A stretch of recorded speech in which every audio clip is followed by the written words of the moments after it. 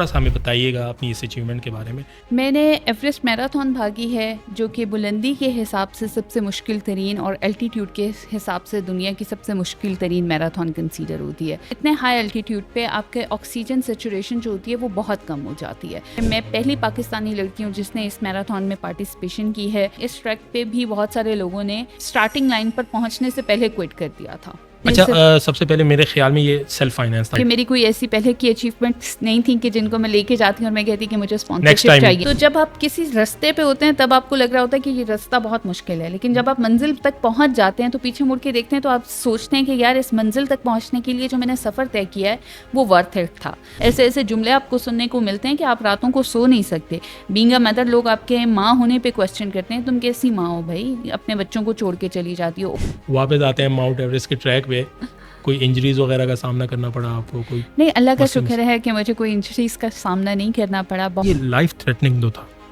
Life threatening इस तरह होता है कि अगर आप गिर जाएं खुदा ना खास्ता पत्थर पे, भागते भागते आपको चक्कर आ जाए तो आप नीचे शायद ज़मीन पे किसी खाई में जाके गिरें। हमारे मुल्क में एथलीट्स को, स्पोर्ट्स पर्सन को, स्पोर्ट्स को कोई भी जो है जगह नहीं दी जाती है। फैमिली का क्या रिस्पॉन्स था? हादसा भी हुआ कि आपकी वालिदा की डेथ भी हो गई और आप मौजूद नहीं हैं। वो सोच रहे थे कि शायद मैं कहीं पाकिस्तान में कहीं ट्रक कर दी गई हूँ। दूसरा मुझे कह रहे थे कि आप वापस आ जाओ। मैं भी वापस आना चाहती थी, लेकिन मैं कुछ भी करके फ्यूनरल तक नहीं पहुँच सकती थी।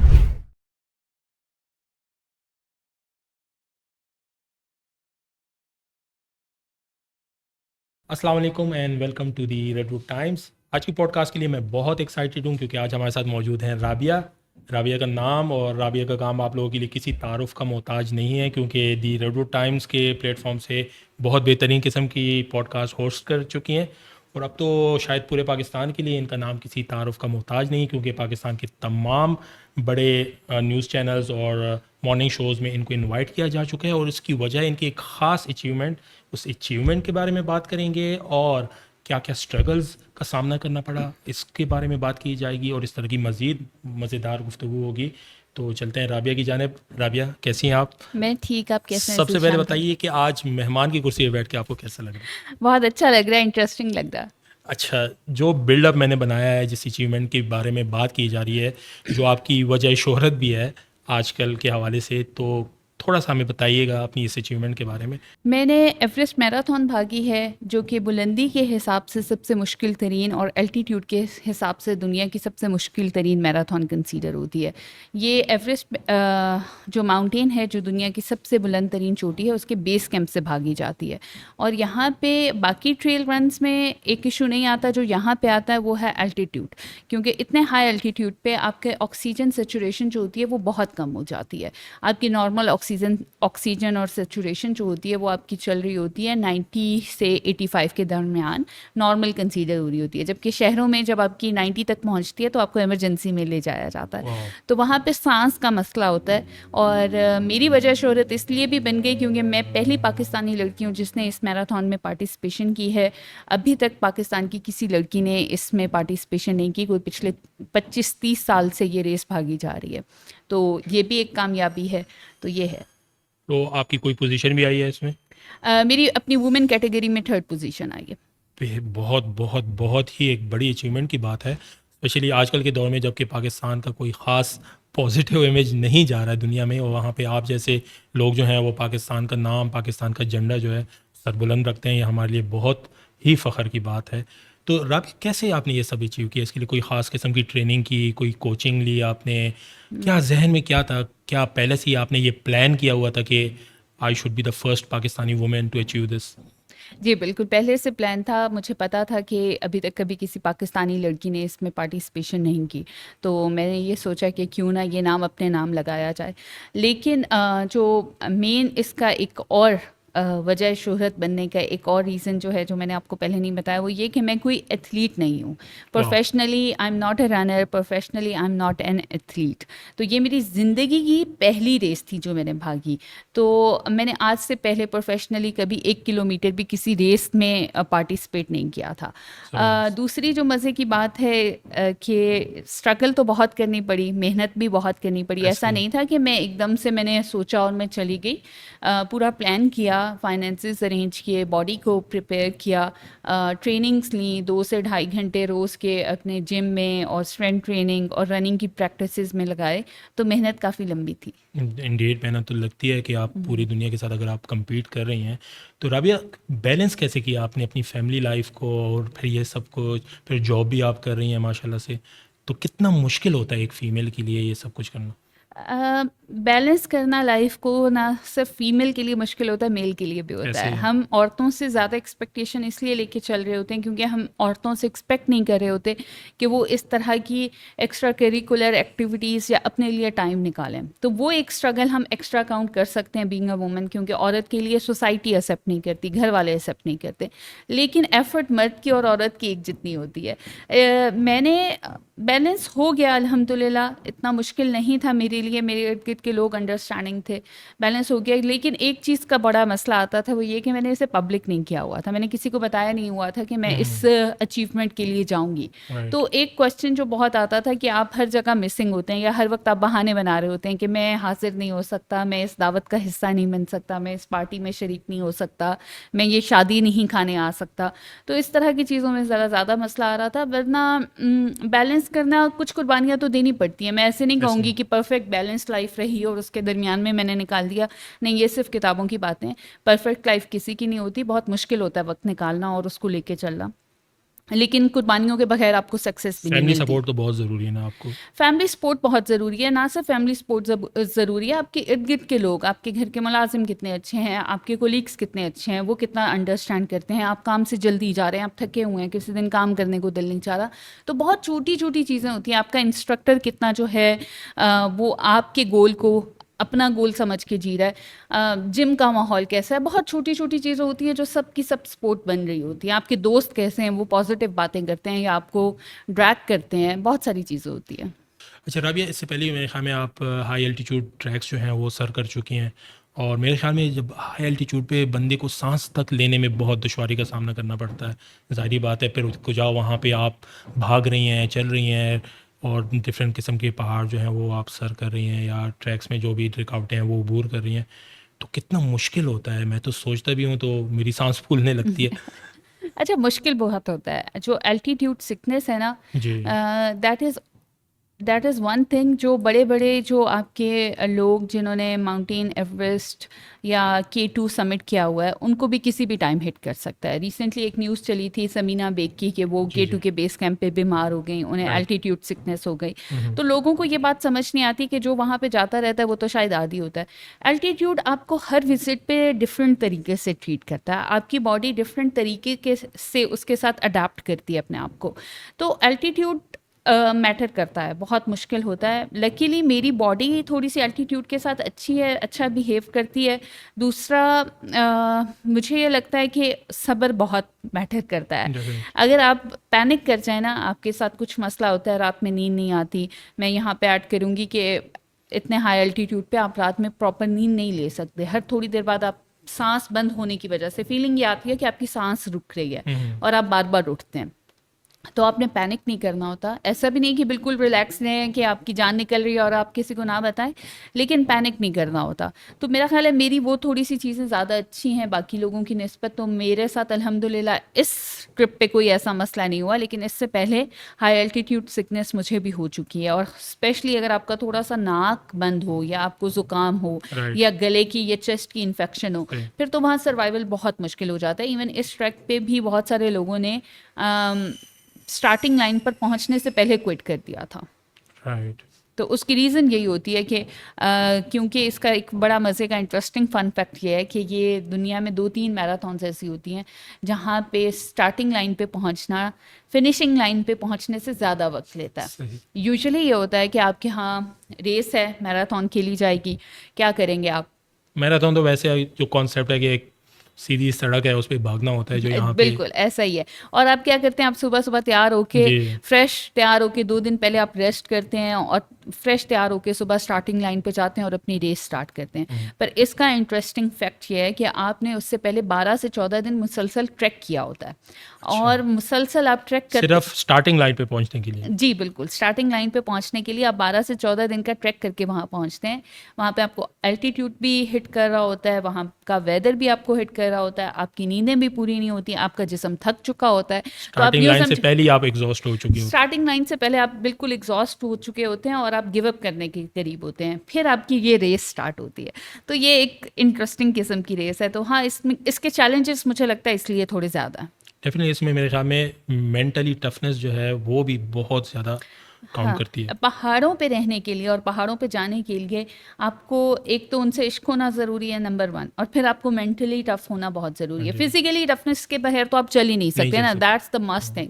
लेकिन मेंटली मेंटल स्ट्रांग टफनेस होना बहुत ज़रूरी है कि ऐसे। आप अपने चैलेंजेस को देखें, उनको आंखों में आंखें डाल के और कहें कि नहीं, अच्छा ये दिन गुजर जाएगा। अच्छा, आपकी तरह की और भी बहुत सारी ख़वातीन हैं जो ट्रैक्स वगैरह पे जाती हैं या माउंटेन्स पे जाती हैं। माशरा उनको ये बहुत दफ़ा बोलता भी होगा कि बीबी आपके करने का काम नहीं है, मर्दों के काम है, आप घर संभालें, घरदारी वगैरह करें। तो ऐसे ही औरतों को आप क्या कहेंगे? अच्छा देखिए, मेरे इर्द गिर्द, क्योंकि अब तो मैं इस कम्युनिटी का हिस्सा हूँ, तो बहुत लड़कियाँ जा रही हैं और मैंने देखा है कि लड़कियाँ बहुत पॉजिटिवली जा रही हैं, एक्सप्लोर कर रही हैं चीज़ों को, एक्सेप्टेंस आ रही है। लेकिन ये एक मैं बहुत छोटी सी कम्युनिटी की बात कर रही हूँ, एक जी छोटे जी सर्कल की बात कर रही हूँ। लेकिन जिस तरह आपने बात की, यूजुअली हमारी सोसाइटी में यही कॉन्सेप्ट है। लेकिन लड़कियां आजकल कौन सा और काम नहीं कर रही।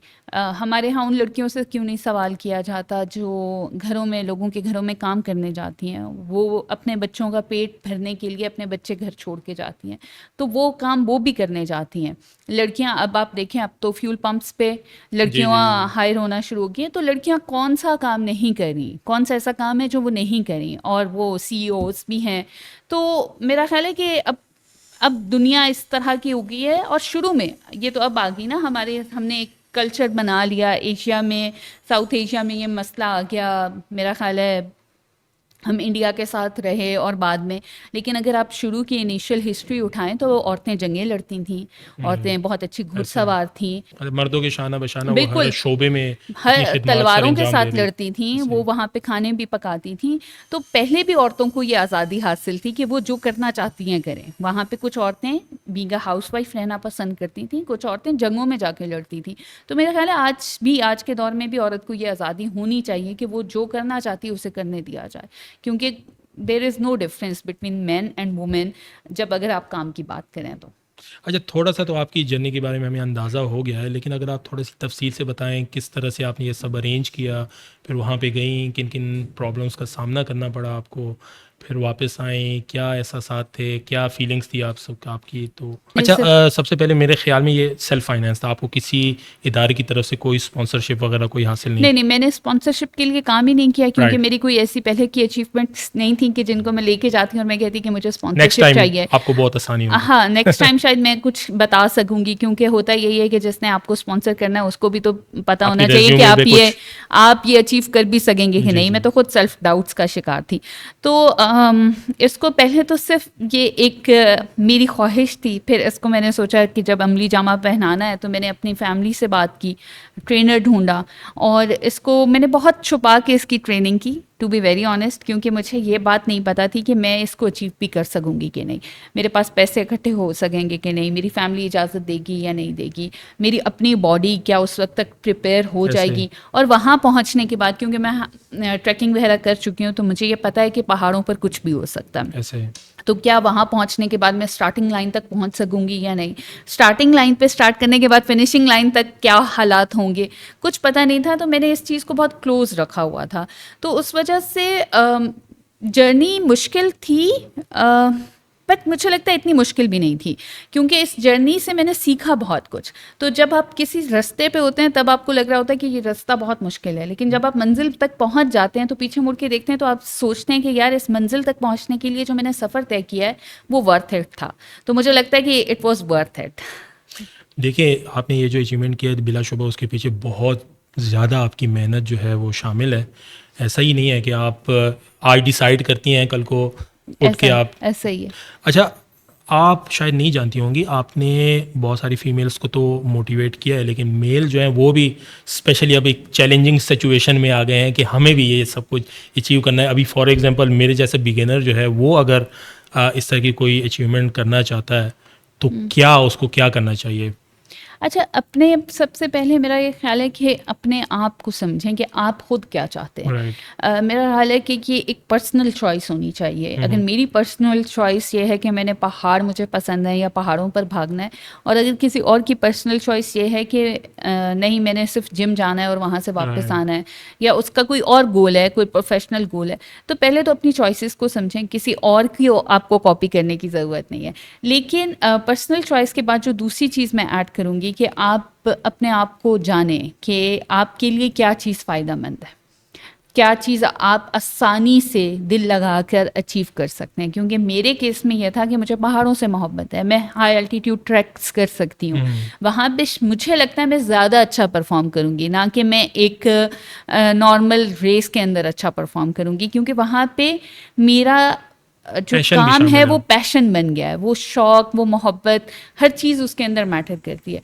तो जो लोग आगे जाना चाहते हैं वो अपने गोल सेट करें और फिर उसके ऊपर कुर्बानी दें हर चीज़ की। वक्त सबसे पहले कुर्बानी मांगता है, वक्त की कुर्बानी दें। आपको बहुत सारी अपनी एक्टिविटीज़ छोड़नी पड़ती हैं, आपको बहुत सारी दावतों को नो कहना पड़ता है, आपको बहुत सारा जो आप अपना इंटरनेट पे टाइम ज़ाया करते हैं उसको नो कहना पड़ता है, आपको खाने की रूटीन चेंज करनी पड़ती है।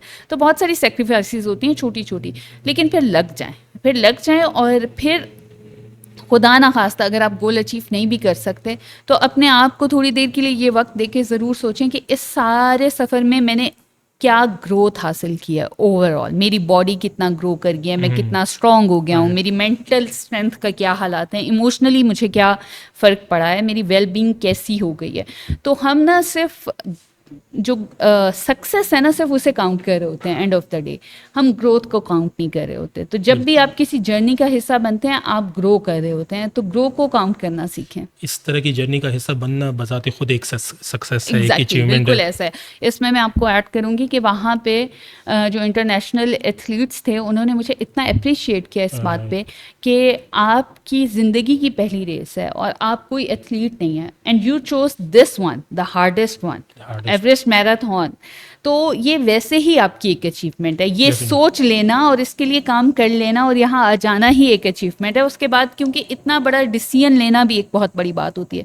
तो yes, you are right about it, you are right. अगर आप इंटरनेशनल एथलीट्स की बात करते हैं तो वो प्रॉपर्ली फुली प्रिपेयर्ड होके आए होंगे, बिल्कुल इससे ऐसा पहले उनका और प्रायर दैट्स एक्सपीरियंस देयर होगा। Profession actually. जी, अच्छा ये कि डेफिनेटली। लेकिन आप जो हैं ये तो नहीं कह सकता बगैर प्रिपरेशन के, लेकिन आपका प्रीवियस कोई ऐसा रिकॉर्ड नहीं है। रिकॉर्ड नहीं था। हाँ, ये बिल्कुल बहुत ऐसा बड़ी ही बात है, बहुत बड़ी बात है। अभी वुमेन एम्पावरमेंट के हवाले से अगर हम बात करते हैं तो बहुत सारी ऐसी ख़वातीन जो किसी भी मकसद में अपने एक मकाम हासिल करना चाहती हैं, लेकिन उनको उनका घर रोकता है, उनको माशरा रोकता है, उनके बच्चे रोकते हैं, और वो अपने ख्वाबों को पसे पुश डाल के इन तमाम सर्कल्स में जो है बस घूमती रहती हैं। उनके लिए कोई ख़ास पैगाम आपकी तरफ से? अच्छा ज़िशान, मुझे ऐसा लगता है कि हम औरतें ना सेल्फ पिटी का बहुत ज़्यादा शिकार है। सॉरी जितनी औरतें मुझे देख रही हैं, लेकिन किसी ने तो रियलाइजेशन देनी है और मुझे भी ये रियलाइजेशन किसी ने दी ही होगी। हम अपने सेल्फ पिटी का जो एक कंटिन्यूस सर्कल है ना उससे बाहर निकलना ही नहीं चाहती। हमें लगता है कि हमारे लिए किसी और ने कुछ करना है, कोई और हमारे लिए कमा के भी लाएगा, कोई और हमें हीरो भी बनाएगा, कोई और हमारे हर तरह के नखरे उठाएगा। तो मैं ये नहीं कह रही कि मतलब आप ये कहती हैं कि औरत मजलूम नहीं है? औरत मजलूम है, मैं यही कहने वाली थी, ऐड करने वाली थी, लेकिन वो हमारे माशरे की बहुत कम औरतें हैं। हमने जहाँ डेविल बनना होता है हम बड़े आराम से बन जाते हैं, हमारे डीमंस बड़े हाई हैं हम औरतों के, इंक्लूडिंग मी। तो हमें करना क्या चाहिए? हमें अपने डीमंस लो करने चाहिए और हमें अपनी पॉजिटिविटी पे काम करना चाहिए, अपने गोल्स खुद सेट करने चाहिए। घर, बच्चे, मौशरा नहीं छोड़ता। सबसे बड़ा मुश्किल चीज़ जो है, आई थिंक अगर किसी की लाइफ में जो सबसे बड़ा बैरियर है ना वो मौशरा है। मौशरा आपको नहीं छोड़ता, आसान नहीं है। अगर मैं कहूँ कि मेरे लिए बड़ा आसान था, आसान नहीं है। ऐसे ऐसे जुमले आपको सुनने को मिलते हैं कि आप रातों को सो नहीं सकते। बीइंग अ मदर, लोग आपके माँ होने पे क्वेश्चन करते हैं, तुम कैसी माँ हो भाई, अपने बच्चों को छोड़ के चली जाती हो, ओहो तुम छोड़ ऐसी के चली बीवी जाती हो हो, कि कैसी बीवी हो, तुम्हारा घर क्या बनता है, तुम्हारे घर का क्या, किसी की लाइफ परफेक्ट है, मेरा ये क्वेश्चन है। जो औरतें सारा दिन घर से बाहर नहीं जाती, क्या उनके घर में हर वक्त लाइटें सितारे चमक रहे होते हैं, या वो हर वक्त अपना घर मांजती रहती हैं? नहीं, वो भी नहीं कर रही होती, वो भी अपना टिकटॉक पे टाइम इंजॉय कर रही होती हैं, ड्रामे देख रही होती हैं। तो दिस इज़ योर प्रेफरेंस। मैंने अपनी प्रेफरेंस ये चूज़ की। मेरा ख्याल है औरतों को अपनी प्रेफरेंसेस पे काम करने की ज़रूरत है। एक जो ये हम विक्टम इस सर्कल से बाहर निकलने की ज़्यादा ज़रूरत है। मेरा ख्याल है अगर हर इंडिविजुअल औरत अपनी ज़ात पे काम करना शुरू कर देना, दूसरों की ज़िंदगी में दखल अंदाजी की बजाय, तो चीज़ें आसान हो जाएंगी। बिल्कुल, डेफिनेटली। अगर हम देखते हैं तो अभी हम टॉपिक से हट भी रहे हैं, हाँ। एक बहुत ही वसी मौजू है। तो देखा जाए ऐसा कौन सा राइट है जो मर्दों के पास है और औरतों के पास नहीं है। तो अगर किसी से ये सवाल पूछा जाए तो आई थिंक उनके पास कोई जवाब नहीं होगा। कोई सा भी ऐसा राइट नहीं है जो औरत के पास नहीं है जो मर्दों के पास नहीं, मौजूद है। मैं बिल्कुल मानती हूँ इस चीज़ को कि हमारे मुल्क में औरतें बहुत मजलूम हैं, उन पे जुल्म ढाए जाते हैं। अभी हमने रिसेंटली एक कत्ल का वो जो खुदकुशी का केस सुना और बाकी केसेस सुने। नो डाउट कि औरतों पे जुल्म हो रहा है।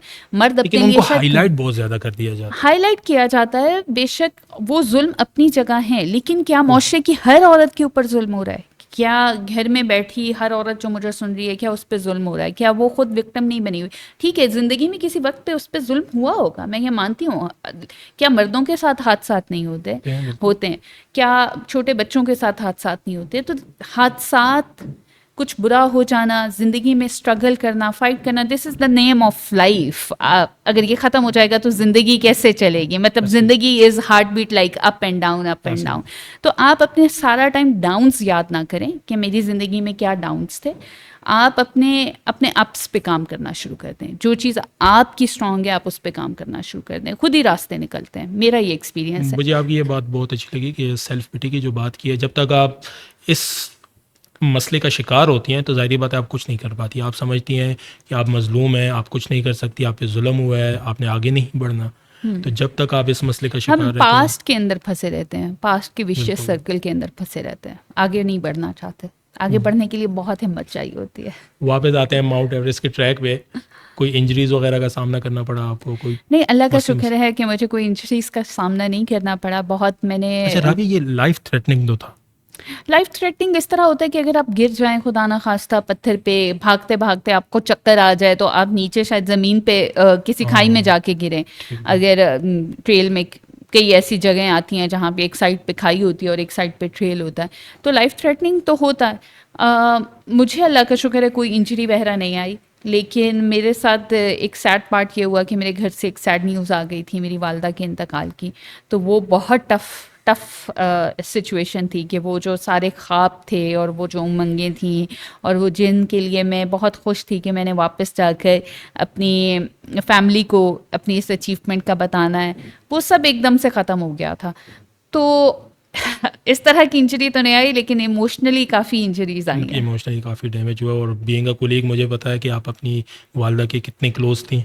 हाँ। और हर दूसरी तीसरी बात में आपको वालदा का जिक्र ज़रूर आप करती रहती थी।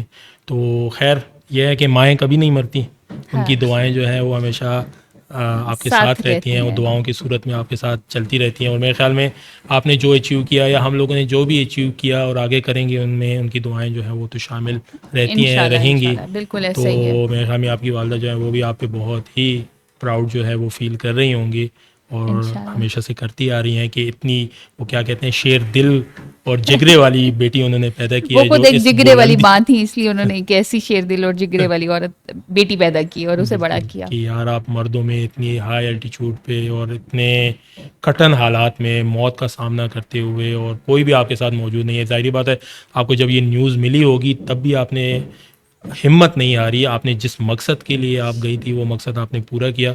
और इस तरह की न्यूज़ जब भी मिलती है, ज़ाहिर बात है बहुत सारे लोग जो आसान हैं नहीं वो होता। हिम्मत हार देते हैं। उनके पास एक्सक्यूज़ भी होता है कि यार हम नहीं कर सके, जब हमने ये सुना तो सब कुछ छोड़ छाड़ के आ गए। लेकिन आपने अपने मकसद को जो है वो रखा जहन में, और अल्लाह करे कि आप इसी तरह कामयाब होती रहीं। अभी फ्यूचर्स क्या गोल हैं आपके?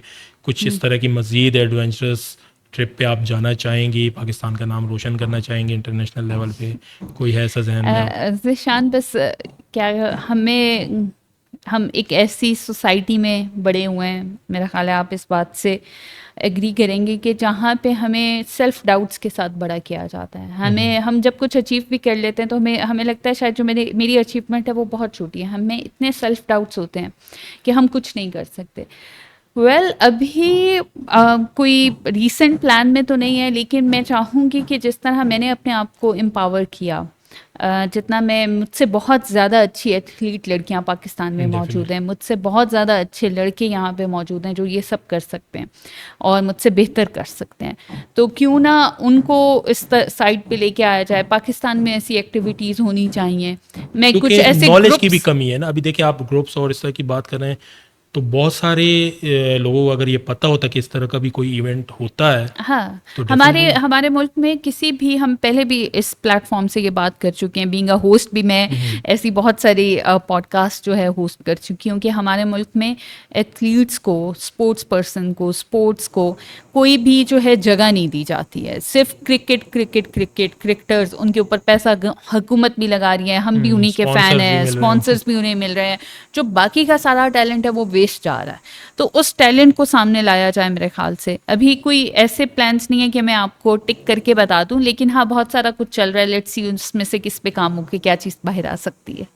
अच्छा, फैमिली का क्या रिस्पांस था? आपने तो टोटली सीक्रेट रखा था जब उनको ये एक सरप्राइजिंग न्यूज़ मिली, और स्पेशली जब ये हादसा भी हुआ कि आपकी वालिदा की डेथ भी हो गई और आप मौजूद नहीं हैं, तो ये तो एक बहुत बड़ा केओस सा भी बन गया होगा कि बिल्कुल केओस क्रिएट हो गया था, क्योंकि वो सोच रहे थे कि शायद मैं कहीं पाकिस्तान में कहीं ट्रक कर दी गई हूँ।